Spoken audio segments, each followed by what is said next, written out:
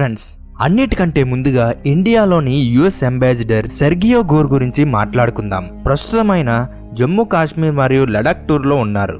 అయితే నిన్ననే నేను మీకు చెప్పాను, US ambassador Sergio Gor Ladakh వెళ్లి దలైలామాతో మీట్ అవుతున్నారని చాలా న్యూస్ ఆర్టికల్స్ రిపోర్ట్ చేశాయి. కానీ ఈ రోజు వస్తున్న న్యూస్ ప్రకారం దలైలామాతో సెర్గియోకి ఎలాంటి మీటింగ్ కూడా షెడ్యూల్ కాలేదు. యుఎస్ సోర్సెస్ ఏమంటున్నాయంటే సెర్గియో గోర్ దలైలామాని మీట్ అవుతారని మేము ఎప్పుడు అఫీషియల్ గా అనౌన్స్ చేయలేదు అని చెప్తున్నాయి. అయితే సెర్గియో గోర్ మరియు దలైలామా మీటింగ్ గురించి డిస్కషన్ ఎందుకు వచ్చింది? ఎందుకు అంటే సెర్గియో గోర్ కాశ్మీర్ నుంచి డైరెక్ట్ గా లేకి వెళ్లారు. ఎగ్జాక్ట్లీ అదే టైంలో దలైలామా కూడా లేలోనే ఉన్నారు. లేలో దలైలామాకి ఒక అఫీషియల్ రెసిడెన్స్ కూడా ఉంది. సో ఇనిషియల్ గా సెర్గియో గోర్ ఇక్కడే దలైలామాతో మీట్ అవుతున్నారని రిపోర్ట్స్ వచ్చాయి. కానీ లాస్ట్ మినిట్ లో ఈ మీటింగ్ క్యాన్సిల్ అయిందని, సెర్గియో గోర్ ఇప్పుడు లే నుంచి డైరెక్ట్ గా లడాక్ కి వెళ్లారని న్యూస్ వస్తుంది. సో ఇక ఈ మీటింగ్ జరిగే ఛాన్స్ దాదాపు లేవు. లడాక్ లో సెర్గియో గోర్ కొన్ని మొనాస్టరీస్ ని విజిట్ చేశారు అండ్ అక్కడ కొంతమంది టిబెటియన్ బుద్ధిస్ట్ మాంక్స్ తో చిన్న మీటింగ్ కూడా కండక్ట్ చేశారు. ఇక్కడ బిగ్గెస్ట్ క్వశ్చన్ ఏంటి అంటే దలైలామా మీటింగ్ లాస్ట్ మినిట్ లో ఎందుకు క్యాన్సిల్ అయింది? యుఎస్ అంబాసిడర్ మరియు దలైలామా మీటింగ్ ని లాస్ట్ మినిట్ లో ఎందుకు క్యాన్సిల్ చేసి ఉంటారు? అమెరికా ఇంకా చైనా భయపడుతుందా? Yes or no? మీ ఆప్షన్ ఏంటో బిలో కామెంట్ సెక్షన్ లో డెఫినెట్ గా చెప్పండి. ఫ్రెండ్స్, నెక్స్ట్ అప్డేట్ ఏంటంటే పాకిస్తాన్ మరియు అమెరికా నుండి వస్తుంది. కానీ ఈ న్యూస్ ఇండియా కూడా చాలా ఇంపార్టెంట్. ఇన్ఫర్మేషన్ కోసం మీ స్క్రీన్ మీద ఉన్న వియాంగ్ ఆర్టికల్ స్క్రీన్ షాట్ కనిపిస్తుంది. అమెరికా మరియు ఇరాన్ మధ్య మీడియేషన్ చేస్తున్న సమయంలో పాకిస్తాన్ ఇప్పుడు అమెరికా నుంచి $10 బిలియన్ ని ఫైనాన్షియల్ సపోర్ట్ గా కోరిందని రిపోర్ట్ వస్తున్నాయి. Pakistan government US treasury secretary Scott Bessent కి ఒక రిక్వెస్ట్ పంపింది.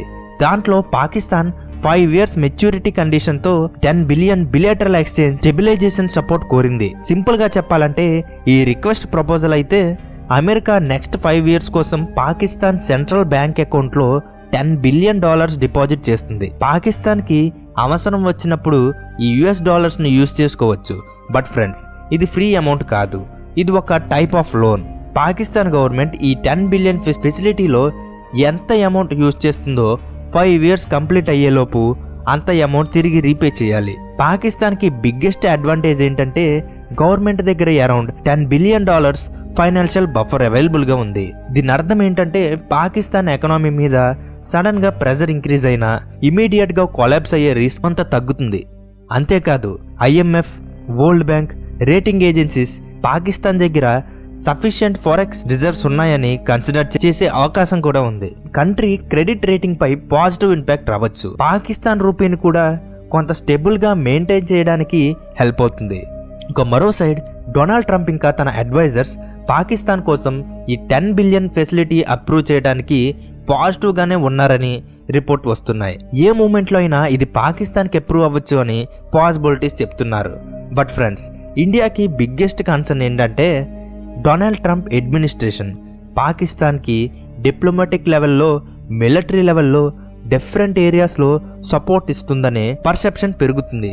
అండ్ ఇప్పుడు ఈ $10 బిలియన్ ప్యాకేజ్ని కూడా అప్రూవ్ అయితే ట్రంప్ అడ్మినిస్ట్రేషన్స్ తో డీల్ చేసే విషయంలో ఇండియన్ గవర్నమెంట్ రిపీటెడ్ గా స్ట్రగుల్ అవుతుందని, పాకిస్తాన్ దాన్ని బెనిఫిట్ చేసుకుంటుందని సోర్సెస్ చెప్తున్నాయి. ఇంకా నెక్స్ట్ అప్డేట్ ఇండియా బంగ్లాదేశ్ గురించి. మెక్కా మ్యూచువల్ డిఫెన్స్ అగ్రిమెంట్ గురించి సిగ్నల్ ఇవ్వడం స్టార్ట్ చేస్తుందని రిపోర్ట్స్ వస్తున్నాయి. ఇన్ఫర్మేషన్ కోసం ఆర్టికల్ స్క్రీన్ షాట్ మీ స్క్రీన్ మీద ఉంది. Friends, Bangladesh prime minister Tareq Rahman మరి foreign policy adviser Humayun Kabir ఒక స్టేట్మెంట్ ఇచ్చారు. సౌదీ అరేబియా, పాకిస్తాన్, టర్కీ మధ్య ఉన్న మెక్కా డిఫెన్స్ ఫ్రేమ్వర్క్ లో జాయిన్ అవ్వటానికి బంగ్లాదేశ్ ఓపెన్ గా ఉందని ఆయన చెప్పారు.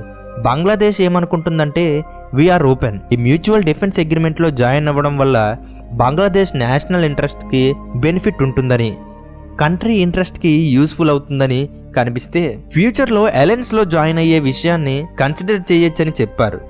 బట్ కానీ ఇక్కడతో ఆగలేదు. రహమాన్ అడ్వైజర్ ఇంకొక ఇంపార్టెంట్ స్టేట్మెంట్ ని ఇచ్చారు. Bangladesh prime minister India visit ని రష్ చేయాల్సిన అవసరం లేదని చెప్పారు. ఈ visit India Bangladesh future relation, Bangladesh current political రియాలిటీని ఎలా అండర్స్టాండ్ చేసుకుంటుంది, ఎలా అప్రోచ్ అవుతుంది అనే దానిపై డిపెండ్ అవుతాయని చెప్పారు. దీనితో పాటు జూలై మాస్ అప్రైజెస్ వెనుకున్న రియాలిటీని ఇండియా అర్థం చేసుకోవాలని చెప్పారు. సోర్సెస్ లో చూపించిన ఫిగర్ ప్రకారం 10,500 పైగా చనిపోయారని పేర్కొన్నారు. At the same time Sheikh హసీనాకి ఇండియన్ టెరిటరీ నుండి పొలిటికల్ మరియు మీడియా యాక్టివిటీస్ కండక్ట్ చేయడానికి ఆపర్చునిటీస్ ఇస్తున్నారనే విషయంలో ఇది బంగ్లాదేశ్ లో ఉన్న కొన్ని కోట్ల జనాలకి కోపం తెప్పించింది అని కూడా అన్నారు. ఫ్రీడమ్ ఆఫ్ ఎక్స్ప్రెషన్ పేరుతో జస్టిఫై చేయలేమని కూడా అన్నారు. హసీనా ఇష్యూ రిజాల్వ్ చేయకుండా బిలేటరల్ రిలేషన్స్ ని నార్మల్ చేయడం డిఫికల్ట్ అవుతుందని స్టేట్మెంట్ తో రెహమాన్ అడ్వైజర్ ఇంకా చాలా క్వశ్చన్స్ రేస్ చేశారు. కానీ మోస్ట్ ఇంపార్టెంట్ పాయింట్ ఏంటంటే పాకిస్తాన్, సౌదీ అరేబియా, టర్కీ కలిసున్న మెక్కా మ్యూచువల్ డిఫెన్స్ అగ్రిమెంట్లో బంగ్లాదేశ్ జాయిన్ అయ్యే పాసిబిలిటీ గురించి ఓపెన్లీ మాట్లాడదాం.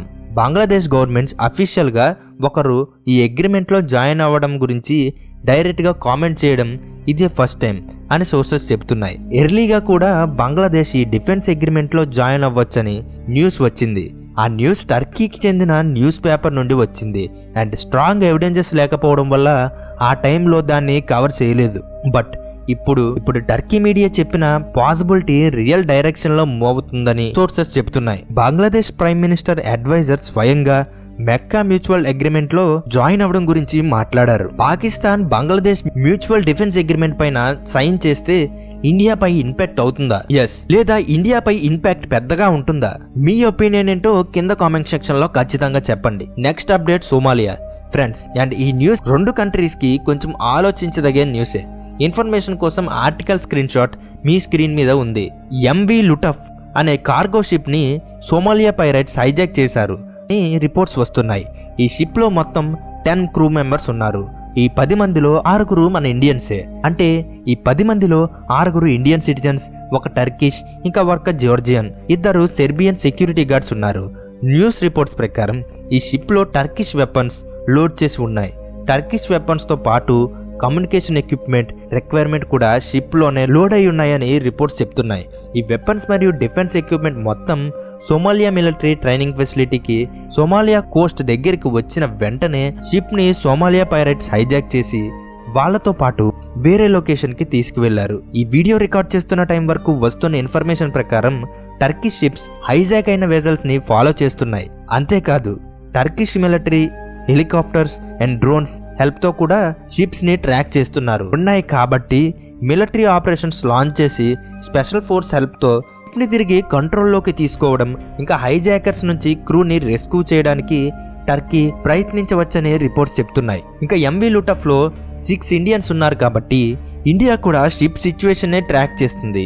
బట్ ఈ వీడియో రికార్డ్ చేసే టైం వరకు ఇండియాకి రెస్క్యూ గురించి ఇండియా నుండి స్పెసిఫిక్ స్టేట్మెంట్ రాలేదు. సో టర్కీ స్పెషల్ ఫోర్సెస్ ఈ షిప్ పైన ఏ ఆపరేషన్ లాంచ్ చేస్తాయి, ఇండియన్ క్రూకి ఏమవుతుంది, ఏదైనా న్యూస్ అప్డేట్ వస్తే డెఫినెట్ గా మీకు తెలియజేస్తాము. ఇక next update Pakistan, China, Turkey. Information కోసం ఆర్టికల్ స్క్రీన్ షాట్ మీ స్క్రీన్ మీద ఉంది. రిపోర్ట్స్ ప్రకారం చైనా మరియు టర్కీకి చెందిన military transport air craft Pakistan లో కంటిన్యూస్ గా around 60 hours multiple fly movements conduct చేశాయని రిపోర్ట్ వస్తున్నాయి. రావల్పిండి దగ్గర ఉన్న నూర్ ఖాన్ ఎయిర్ బేస్, ఇంకా కరాచీలో ఉన్న మస్రూర్ ఎయిర్ బేస్ లో చైనీస్ మరియు Turkish military transport air craft around 60 గంటల పీరియడ్ లో ర్యాపిడ్లీ రిపీటెడ్ గా ల్యాండ్ అవుతూ టేక్ ఆఫ్ చేస్తున్నాయని రిపోర్ట్ చెప్తుంది. దీంతో టర్కీ మరియు చైనా పాకిస్తాన్ కి న్యూ షిప్మెంట్ ఆఫ్ వెపన్స్ ని డెలివరీ చేస్తుందేమో అని ఎస్టిమేట్ చేస్తున్నారు. ఇంకా నెక్స్ట్ అప్డేట్ ఇండియా ఇంకా జపాన్ గురించి. ముందుగా డిస్కస్ చేసినట్టు జపాన్ డిఫెన్స్ మినిస్టర్ షింజిరో కోయిజుమి ఇండియాకి విజిటింగ్ కి వచ్చారు. ఇక్కడ ఆయన డిఫెన్స్ మినిస్టర్ రాజ్నాథ్ సింగ్ తో చాలా ఇంపార్టెంట్ మీటింగ్ లో పార్టిసిపేట్ చేశారు. అండ్ ఈ మీటింగ్ లోని ఇండియా జపాన్ డిఫెన్స్ మినిస్ట్రీ ముందు ఒక క్లియర్ మరియు ఎక్స్ట్రీమ్లీ ఇంపార్టెంట్ కండిషన్ ని పెట్టిందని రిపోర్ట్స్ వస్తున్నాయి. జపాన్ కి బిగ్గెస్ట్ ఇష్యూ ఏంటంటే జపాన్ తన సెక్యూరిటీ కోసం అమెరికాపై వెరీ హ్యూజ్ గా డిపెండ్ అవుతుంది. జపాన్ మేజర్ వెపన్స్ ని కొనుగోలు చేసేది అమెరికా నుండే, ఇంకా వేరే కంట్రీస్ నుండి డిఫెన్స్ ఎక్విప్మెంట్స్ ని అన్నిటినీ కొనుగోలు చేస్తుంది. సోర్సెస్ లో చెప్పిన ఎస్టిమేషన్ ప్రకారం సుమారు 80 నుండి 90% వరకు అమెరికా నుండే వస్తున్నాయని. ఫైనల్ గా 50,000 నుండి 55,000 US ట్రూప్స్ జపాన్ లో డిప్లాయిడ్ గా ఉన్నాయని. జపాన్ ఎక్స్పెక్టేషన్ ఏంటంటే చైనాతో మిలిటరీ కాన్ఫ్లిక్ట్ వస్తే అమెరికా వార్ లో జపాన్ కి సపోర్ట్ ఇస్తుంది. కానీ డొనాల్డ్ ట్రంప్ మిడిల్ ఈస్ట్ ని హ్యాండిల్ చేసిన విధానం, ఇరాన్ కాన్ఫ్లిక్ట్ లో America track record and Gulf countries లో ఉన్న యుఎస్ బేసెస్ పై ఇరాన్ అటాక్ చేసిన తర్వాత జపాన్ లో ఉన్న కన్సర్న్ పెరిగింది సోర్సెస్ ఆర్గ్యూ చేస్తున్నాయి. సోర్స్ ఆర్గ్యుమెంట్ ప్రకారం ఇరాన్ ముందు యుఎస్ బేస్ వర్నబుల్ గా కనిపిస్తే చైనా ఇరాన్ కంటే చాలా రెట్లు మిలిటరీ పవర్ లో ఎక్కువ.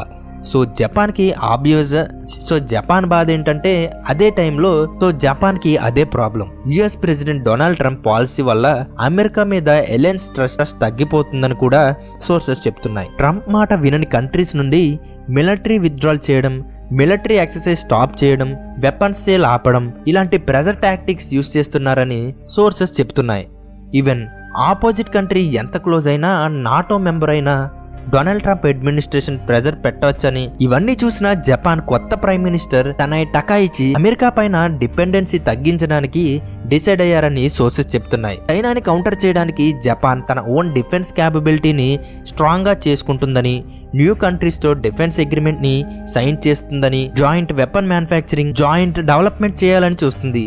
వెపన్స్ మరియు అమెరికా మీద ఫుల్ గా డిపెండ్ అవ్వకుండా జపాన్ స్ట్రాటజీ చేంజ్ చేస్తున్నట్టు రిపోర్ట్స్ చెప్తున్నాయి.